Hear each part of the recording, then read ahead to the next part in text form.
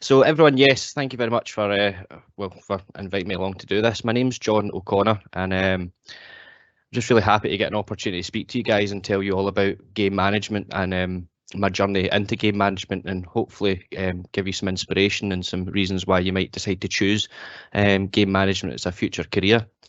I feel lucky and honoured every day to be working in protecting the Scottish countryside. It's all about investment in our future. And I really hope I can show also what a career in wildlife management is exciting, rewarding, and also extremely essential. It was these very reasons that led me to opening this door a relatively short time ago. I was on a different career path. I left school in an S5, firmly convinced I was going to be joining the military. Unfortunately, that plan wasn't exactly bulletproof, and that took a bit of a sidestep, and I was convinced that I was going to travel the world and make cocktails for celebrities, which I did. So I was very, very lucky to get involved in the drinks industry. First started off working behind a bar, and then slowly progressed on to working for spirit brands. For example, Jägermeister, Bowmore whiskey. I would travel all over, meeting lots of different people, tasting lovely drinks, and talking about the brands. And you know, I really, really loved it. I thought it was a perfect job for me. There was always a little bit of a nitty-gritty kind of feeling in me that something was a bit missing. I wanted to join the military because I liked the outdoors. I wanted to be an outward bound instructor, and when I did speak to the careers officer at the time, it was either military or outward bound instructor. No one mentioned game management. When the COVID pandemic hit, I was working for a whiskey company at the time, and I was actually furloughed for 4 months. At that point, I kind of sat there twiddling my thumbs. I didn't quite know what to do. The whole industry shut down, and I started to have a bit of a moral breakdown as my wife scrambled to learn how to teach English on a virtual platform to ensure that her classroom kept going and her pupils' education was maintained. Again, the business that I was involved in just stopped. It was then that I realised I needed to follow a bit more of a passion and find something, you know, pursue a career that I felt was valuable, was essential. And with game management, I've definitely found that. So the catalyst for making the change was not only the pandemic, but it was my wife actually provided me a Christmas present. As I was always very, very keen about the outdoors and about going hunting. My wife gave me a present to go stalking at their Gyle estate. I came back from that, one of the hardest days I think I've had.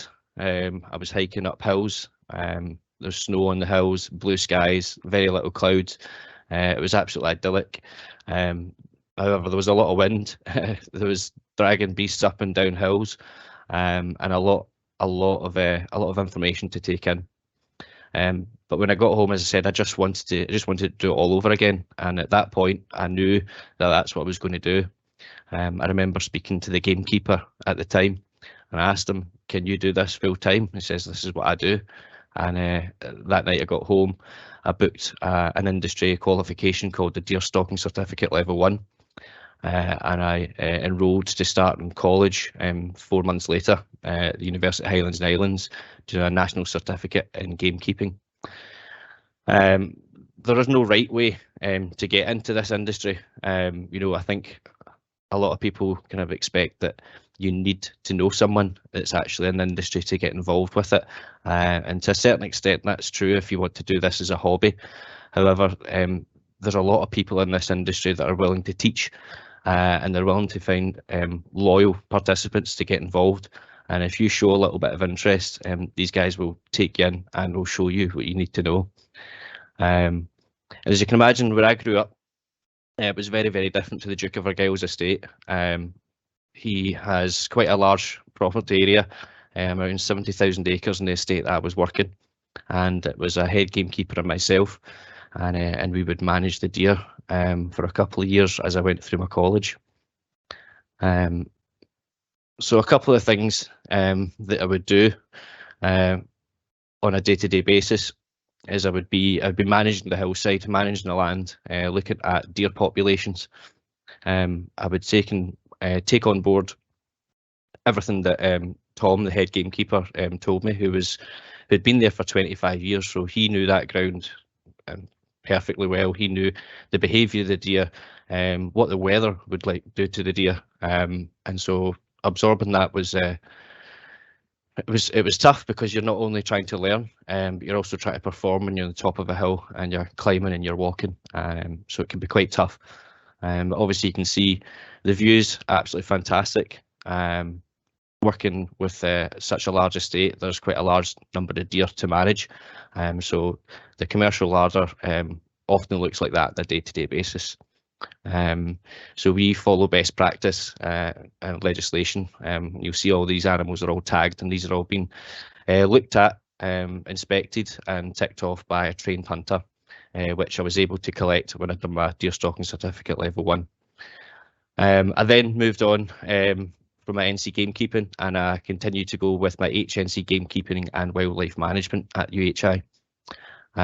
This allowed me to progress quite heavily into a bit more of the management aspect of it. Other side of things that I managed to pick up along the way is utilising Lantra's courses, likes of chainsawing and spraying. And if you're going to be involved in game management, it doesn't always necessarily mean you're just managing game. It's also about habitat management, creating habitat for deer, for other birds, other mammals that you might find on the estate. Completed my HNC, and I was quite lucky to pick up a few awards. As Rebecca mentioned, I picked up the industry game champion, game management industry champion award at the Albas this year, and I also picked up best HNC student in the department, and also best overall student at University Highlands and Islands. So I was very chuffed with that. And interestingly, I'll say just about the picture about wearing ties, working in sales and marketing. I was always told I need to kind of pick myself up, wear a tie, but it was never me. But ever since starting working in this industry, there's something about wearing a tie. I feel the respect towards the tradition, and also the respect towards the ground and the land and the stewardship that I'm taking over. This year I've actually created my own forestry and wildlife company, West Coast Wildlife and Forestry. We've planted over 100,000 trees. We've managed deer over hundreds of thousands of acres, and we're going from strength to strength. So what started off as a gamekeeping course, I now run and operate my own wildlife and forestry services company.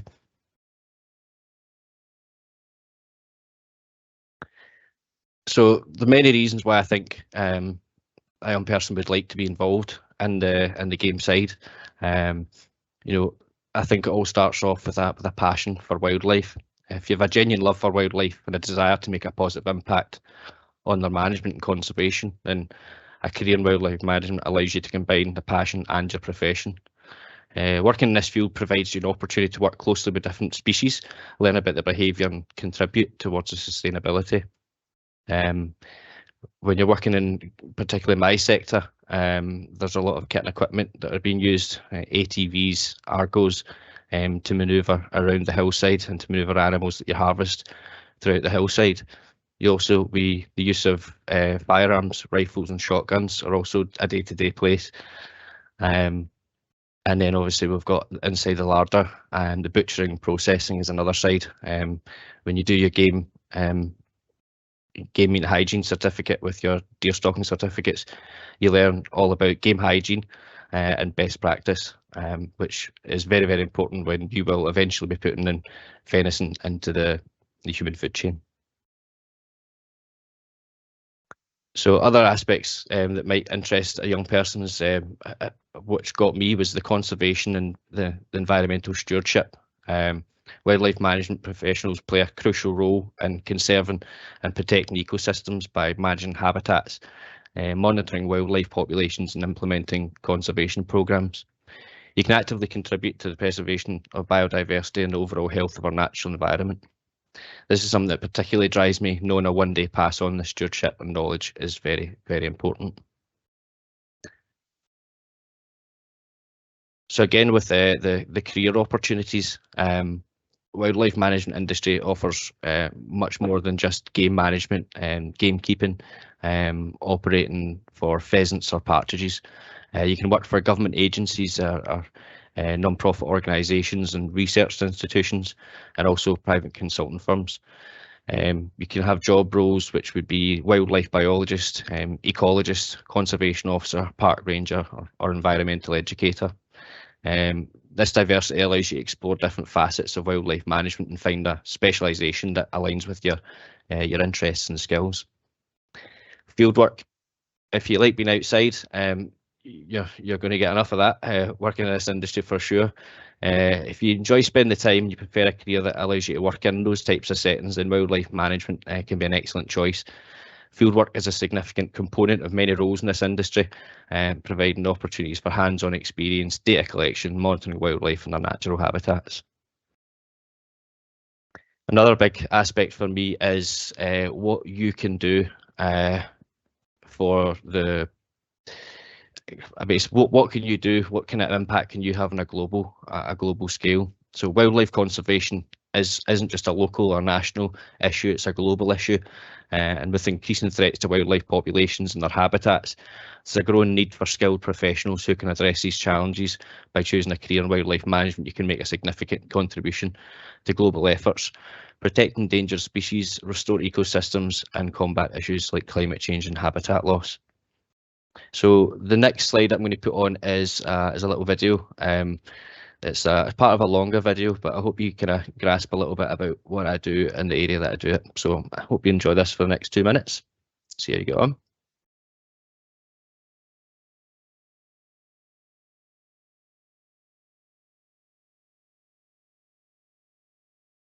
John, we're not hearing your audio at the moment. If you're able to just scroll to the top of your page and click on that little box above where it says controlling and sharing, and it's got that little computer function again. If you can just press that so that we can hear your audio, that'd be great. There we go. Apologies, guys. Practice that and everything, so we did.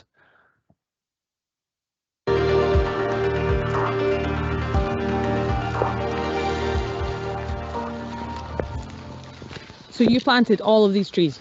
Yeah. All the way over there? All the way up there? All the way up there, right? What's it you've got to go do the hole? Yeah, how do you make the hole? Get out of here. So this here is a 49,000 tree plantation. It was felled about 2 years ago. The ground was left and it was our job to come in and plant 49,000 trees. About 11 to 12,000 of them were tubed and staked. That outside of plantation or outside fence. Then that's Sitka spruce and Douglas fir on there on the top one. And then we've got native broadleaf direct planted behind here. So what I'm doing here is plantation. I work silviculture, the planting. We're also doing the fertilising, the spraying for weevil and vole control. And also we do the deer management and pest control. So that predominantly is roe deer and red deer on this plantation. Well, basically a roe deer gives birth to twins every year pretty much. So if you've got 3 roe deer 1 year, the next year you've got, what's that, 9, and then after that you've got 24, and after that, so they just exponentially increase, and each one of them can damage £1,000 worth of trees in a year. So if you've got 50 deer doing £1,000 worth of damage, that's £50,000 worth of damage in year 1. In year 2 you've now got 300 deer each doing £1,000 worth of damage, and it just incrementally increases. Year 1 50 grand damage, year 2 150, and so basically our job is to get it down to a balance so that we've got minimal damage, plus we can serve the herd and make sure that they're not under pressure, because what also happens is that if they increase their population, then what happens is they're pressed and pushed to go find food elsewhere, which is generally either plantations or crops that belong to farmers. Pressing that, you'll start finding them in your garden eating flowers, so that's when you start to know that the ground's pressured. So we need to manage it so that people don't have any issues, no car crashes. There's so many elements to it, and what we're providing, plus obviously we get some cracking venison out the back of it. So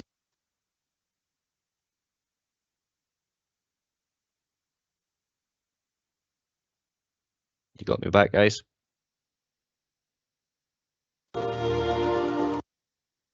So that was just a little kind of idea of what it is that I do on a day-to-day basis.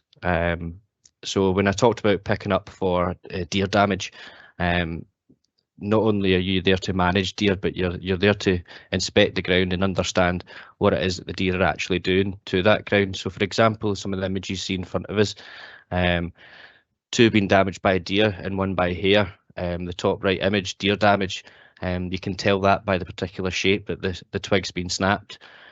Also with hare damage, you can tell it's a nice clean cut at the top, and if you look just down below it, you can see where the hare's just nipped the top off the tree, which is going to kill that tree off, and they didn't even bother eating it. This is something that you also see roe deer doing. They'll start to spray up and down on the bark.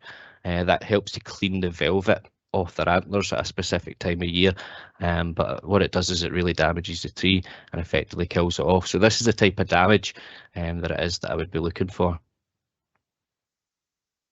So key qualities for success in the industry: dedication and loyalty, huge.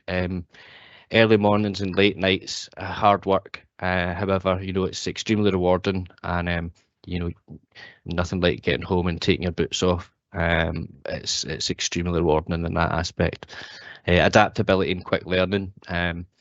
Being open to learning through hands-on is crucial. The ability to quickly absorb information, adapt to changing situations is essential. Mistakes can be costly and also time-consuming, especially in situations where seconds matter, like on the hill. Interpersonal skills. Effective communication and interpersonal skills are vital when collaborating with colleagues, guests and clients. Building strong relationships and working well with others is key aspects of success. Resilience and persistence.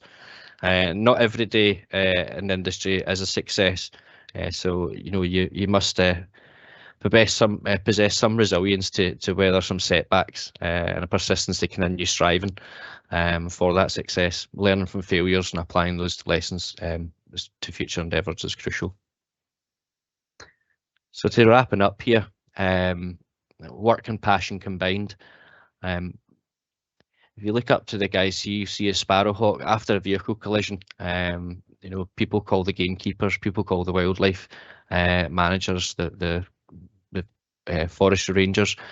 We have opportunities to get up and close with the likes of the sparrowhawk, or kind of being privileged to be part of the ringing golden eagle chicks. So the other aspects of deer management and conservation, of wildlife management, isn't just the management and control, but it's also the reporting and the data capture. Information technology is used daily nowadays to report on wildlife controlled areas of interest, to inform back to not only your local group, but obviously to national concerns. For example, Nature Scot, providing them cull numbers. Soil sampling, reloading ammunition cartridges. These are all things that I do. Not always reloading ammunition cartridges, but however, you know, that's something that I take quite a lot of pride in. And also the use of thermal imaging. I was at a careers fair and we showcased the thermal imaging to the kids there, and they absolutely loved it. It was part of a process of explaining optics and equipment used within the process of deer management. One of the big things I have to say, collaboration and friendships in this industry. The people that you meet on the hill, you go through particular experiences with them, and your friendships are forged in something a bit different. So if you like to get to know people, you like to get to know people quite up close and personal, then this industry can be the place for you. That's Liam Perks. That's another guy I work with on my course. He actually works as a river gilly, which is working on a river, doing effectively what I do for deer, but doing it for salmon. So yeah, that's about me, guys. Happy to answer any and all questions if you have any. Thank you so much for that, John. I think that was a really interesting kind of experience to learn so much more about what game and wildlife management kind of looks like on a day-to-day basis. I think it's something that's often got a lot of misconceptions around it, so it's nice to understand a bit more about the sustainability element of it as well. We do actually have a question here from Emily asking about what is the best thing about your job. So is there any part that was unexpected when you first started out, but is it something that you've actually really enjoyed doing overall? As I mentioned there about the opportunity, in fact, I'll go as far as to say it's a bit of a privilege. It's about probability, about being in the right place at the right time, and if you're out there enough, you'll get opportunities to see and experience things like ringing golden eagle chicks, which as you can imagine, they're quite large, and it's all a bit of a new experience. So I think the best thing I enjoy about the industry is the privilege that you have to experience things that not everyone will ever get to experience.